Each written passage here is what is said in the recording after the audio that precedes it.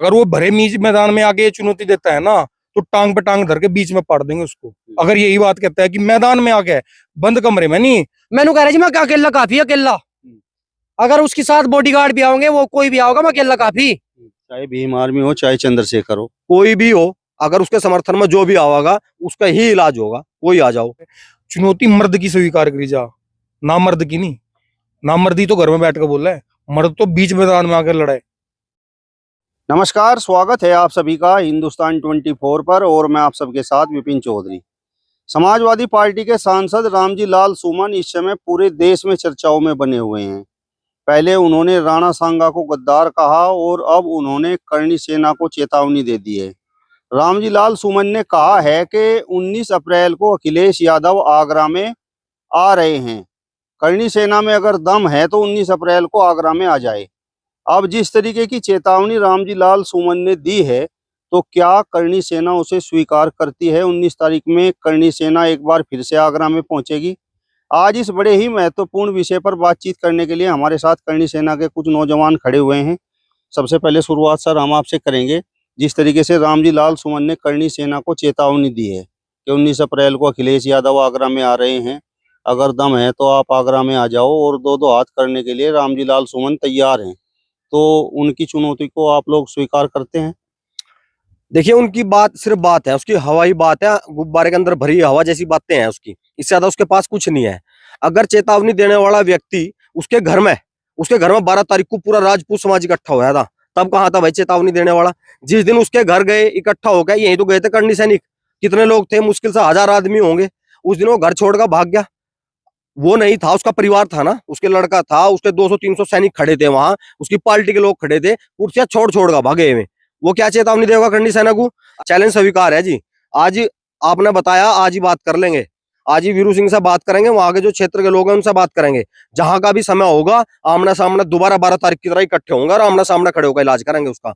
12 तारीख को दिखा दिया हम क्या थे। अब अगर 19 तारीख की कोई बात है, 19 तारीख को कह रहा कि मैं चैलेंज कर रहा, तो अब उसे 19 तारीख को उसी की भाषा में जवाब देंगे, आमना सामने खड़े होकर जवाब देंगे 19 तारीख को उसको। क्या 19 तारीख में भी इतने ही लोग वहां पर इकट्ठा होंगे जितने 12 अप्रैल को हुए थे? भाई जी, बिना चैलेंज के 12 तारीख को तो जयंती मनाने गए थे, वहां कोई चैलेंज थोड़ी दे रखा था किसी ने। 12 तारीख को तो केवल महाराणा संग्राम सिंह की जयंती मनाने के लिए लोग गए थे। और जब समाज को चैलेंज कर रहा, भाई करणी सेना को चैलेंज कर रहा है, इसका मतलब समाज को चैलेंज कर रहा। अगर समाज को चैलेंज कर रहा तो 19 तारीख को भीड़ डबल मिलेगी, उससे जितनी भीड़ थी उससे डबल भीड़ मिलेगी वहां। और उसे भी पता लग जाएगा, उसकी पार्टी के जितने भी कार्यकर्ता हैं या जो लोग इस बात को ये कह रहे हैं कि भाई हम तो पार्टी के हैं, हम रामजी सुमन लाल के साथ हैं और हम उसके साथ हैं, तो उन्हें सबको पता लग जाएगा कि समाज बड़ा है या कोई राजनीतिक दल बड़ा है।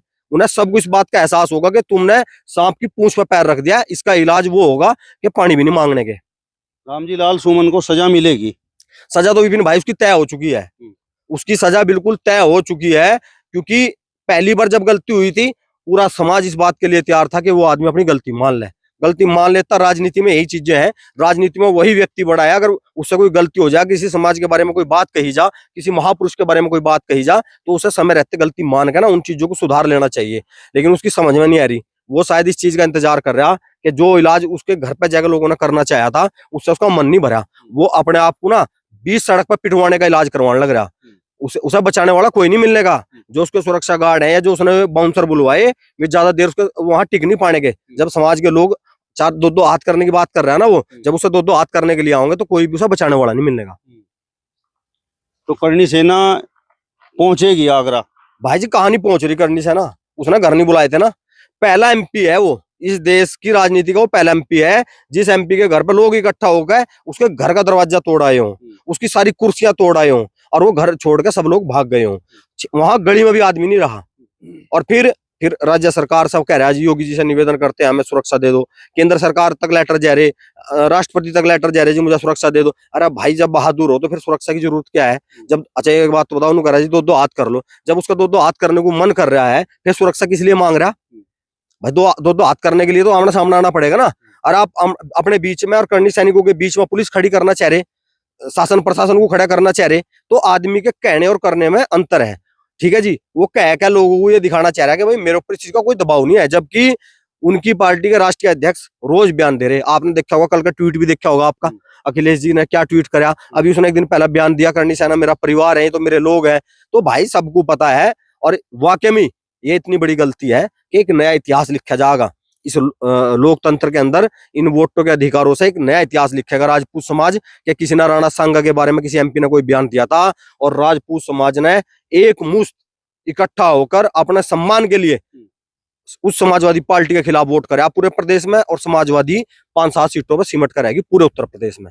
एक बहुत बड़ा मैसेज 2027 में समाज की ओर से ये भी जाएगा। राजपूत समाज के लोग 12 अप्रैल में लाखों की संख्या में आगरा में इकट्ठा हुए और उन्होंने राणा सांगा की जयंती मनाने का काम किया, एक तरह से शक्ति प्रदर्शन किया। इसके बावजूद रामजी लाल सुमन करणी सेना को चुनौती दे रहे हैं, तो आपको क्या लगता है, क्या उस कार्यक्रम का कोई असर रामजी लाल पर नहीं पड़ा? असर तो पूरा है जी। देखो, अगर भय के बिना प्रीत नहीं होती, अब उसे इतना भय है, उसे इतनी प्रीत हो रही कि कल से तो बयानबाजियां बदल चुकी हैं और उसी भय की वजह से वो सुरक्षा मांग रहा है। अब देखिए, अपने घर बैठकर कोई किसी माइक पे कुछ कह दे विपिन जी, देखो उसका कोई इलाज तो कर नहीं सकता। अब किसी के घर जाएंगे, क्यों जाएंगे भाई हम किसी के घर? सड़क है बहुत बड़ी, सड़क पर जिस दिन मिलेगा, सबसे बड़ी बात क्या है कि वो नेता है, हमारा पूरा अधिकार है, जिस दिन भी वो सड़क पे मिलेगा उसे रोकेंगे, उसे रोक के ना कैमरा चलवाएगा, तब पूछेगा हाँ भाई बता राणा सांगा कौन थे, और वो हमारे सामने गद्दार कह दियो। अगर वो हमारे सामने गद्दार कहेगा, अपने घर चला जाएगा ना, फिर दिखाओगे कि समाज की ताकत क्या है। कुछ लोग कह रहे हैं कि ये दलित उत्पीड़न है और रामजी लाल सुमन दलित सांसद हैं, इसलिए राजपूत समाज के लोग उत्पीड़न कर रहे हैं। भाई साहब एक बात तो बताओ, एक व्यक्ति 6 बार का सांसद है, 6 बार का। आज तक तो किसी को नहीं पता लगा था कि रामजी लाल सुमन दलित है।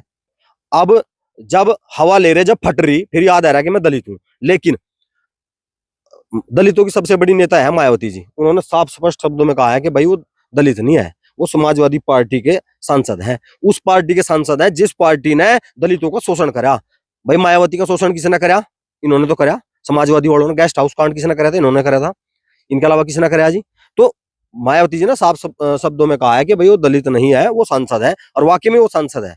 अगर वो दलित होता तो उसकी इतनी हिम्मत नहीं थी कि वो बयान राणा सांगा पे देता। वो सांसद था, उसे इस बात का घमंड था कि समाजवादी पार्टी का सांसद है और कल को तेरे लिए तो बहुत कुछ हो जाएगा, बहुत कुछ लोग तेरे लिए खड़े हो जाएंगे। लेकिन अब उसे इस चीज का एहसास हो रहा कि भाई तेरा इलाज 100% होगा, और उस इलाज का टाइम उसके नजदीक आता जा रहा। चंद्रशेखर और भीम आर्मी की यदि हम बात करें तो 12 तारीख से पहले वो भी रामजी लाल सुमन का समर्थन कर रहे थे। देखिए, हमने ऐसा कोई बयान सुना नहीं है उनका कि उन्होंने कहीं समर्थन करा हो, लेकिन हो सकता है कि बिरादरी के हिसाब से कर रहे हो, और बिरादरी के हिसाब से करना भी चाहिए उन्हें, क्योंकि अगर उनकी बिरादरी है, उनकी बिरादरी के आदमी है, तो उन्हें करना भी चाहिए। भाई हमारी बिरादरी के महापुरुष के बारे में कोई कुछ कहेगा तो हम ईंट से ईंट बजा देंगे, और उसके उसमें सुरक्षा में कोई आवेगा उसे भी देखेंगे, चाहे वो कोई भी हो और किसी भी स्तर का आदमी हो, हर व्यक्ति का इलाज करेंगे। चाहे भीम आर्मी हो, चाहे चंद्रशेखर हो, कोई भी हो, अगर उसके समर्थन में जो भी आवेगा उसका ही इलाज होगा, कोई आ जाओ। आप बताओ जी, जिस तरीके से रामजी लाल सुमन ने करणी सेना को चुनौती दी है, तो क्या करणी सेना के लोग उसे स्वीकार करते हैं? चुनौती तो वो होती है जो आदमी मैदान में आके चुनौती दे कि मैं उस मैदान में उस दिन फला समय में वहां मिलूंगा। अगर कोई आदमी 100 सुरक्षा गार्ड लेके अपने घर में बैठ के 4 दीवारी में बैठ के और एसपीजी की मांग करे, राष्ट्रपति के आगे गिड़गिड़ावे, प्रधानमंत्री को कहे मुझे सुरक्षा दो और दो, और उसके बाद वो कहे कि मैं चुनौती देता हूँ, अरे स्वीकार करे। चुनौती मर्द की स्वीकार करी जा, ना मर्द की नहीं। ना मर्दी तो घर में बैठ कर बोल रहा है, मर्द तो बीच मैदान में आकर लड़ाए। तो नामर्द की क्या चुनौती एक्सेप्ट करना? हम तो जिस दिन वो चुनौती दे रहा, हम तो उस दिन भी चले जाएंगे वहां, पर वो वहां मिलेगा या नहीं मिलेगा, ये भी तो बात है ना। क्या पता सामने प्रशासन खड़ा हो, वो घर के में छिपा हुआ हो। रामजी लाल सुमन नामर्द है? नामर्दी है, नामर्दों वाली बात ही तो करना है। इससे बड़ी नामर्दान की क्या होती है? आदमी अगर अपने इतिहास का, जिसको सही तरीके से ज्ञान नहीं है, चलो अनजाने में कोई हमसे गलती होगी, उसकी गलती के आदमी क्षमा मांग ले, कोई बात नहीं। और वो आदमी गलती पे गलती करे जा रहा, गलती पे गलती करे जा रहा, किस लिए कर रहा? या तो उसकी राजनीतिक मंशा है दो समाजों को आपस में टकराने की, या उसको शांति पसंद नहीं है। और मैं तो कहना चाहता हूँ प्रधानमंत्री से और उनके पार्टी के राष्ट्रीय अध्यक्ष से कि भाई इस आदमी को ये तो देखे जाए, ये आदमी देश में करना क्या चाह रहा है। जो शांति का माहौल बनाया है कुछ पिछले कुछ सालों में, कितना कुछ देश ने झेला है, प्रदेश ने झेला है, वो आज इतना शांति का माहौल है, उसको एक आदमी बिगाड़ना चाह रहा, क्या उसके ऊपर कार्रवाई नहीं होनी चाहिए? कल को अगर किसी करनी सैनिक ने गुस्से में आ गया, अपना भावनाओं में बहकर अगर कुछ गलत कर दिया, फिर सब ये कहेंगे कि करनी सेना का उन्होंने तो गलत कर दिया, ये तो अपराधी हैं, ये वो है। अपराधी तो आप बना रहे हैं ना, अपराधी कौन बना रहा? अपराधी सरकार बना रही। अगर समय रहते उसके ऊपर कार्रवाई नहीं की तो अपराधी जरूर जन्म लेंगे, और अपराधी ऐसी जन्म लेते हैं। अभी ये कह रहे हैं कि भाई राजपूत समाज के लोग तो दलित उत्पीड़न कर रहे हैं, रामजी लाल सुमन दलित हैं इसलिए उनका उत्पीड़न हो रहा है। इसमें दलित की और राजपूत की कोई इसमें बात नहीं है। वो एक सांसद है, 6 बार का सांसद है, सरकार से 6 बार की पेंशन ले रहा, ठीक है जी। पता नहीं कितने उसने पैसा कमाया होगा 6 बार सांसद बनने के बाद। दलित तो वो है जो बेचारा गांव में रह रहा, जिसके दो वक्त की रोटी का गुजर बसर नहीं है। दलित वो है, दलित वो नहीं है। दलितों के साथ कौन अत्याचार कर रहा? मेरे गांव में एक भी दलित कह दे कि मेरे साथ अत्याचार हुआ, उसके साथ 4 राजपूत या किसी भी जाति के 4 लोग खड़े होंगे अगर उसके साथ कल गलत होता है।